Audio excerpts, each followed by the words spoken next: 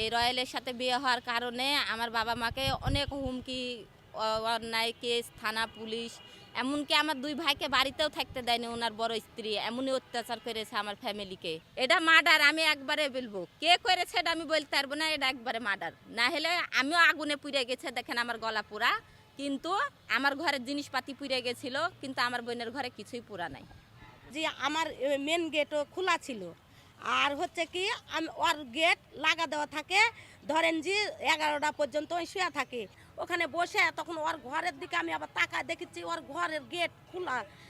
Gate কেন খোলা, gate কেন ওর খোলা, তাই বলে যায় অমনি ওই এরকম হয়ে হাত ক্যাম্বা হয়ে আছে, মানে এরকম হয়ে ওই শুয়ে আছে। আমি আর কথাবার্তা কইনি, আমার গাওটাও তখন কাঁপতে লেগেছে। আমি ওঠিনি কোনো হালে আসে, আমি আবার চকির উপর বসেছি। আমি পোড়াটাও দেখিনি দরদরে, আমি যেটা দেখিনি, আমি ভিতরে তো ঢুকিনি। আমি মানে দূরের থেকে, অত দূরে যে ক্যামেরা ধরে আছে এর থেকেও দূরে আছে, আর আমি দূরের থেকে দেখেছি। বাসায় ফিরে দেখি গ্যাঞ্জাম। তা আমার বাড়িওয়ালিকে বললাম যে কী খবর।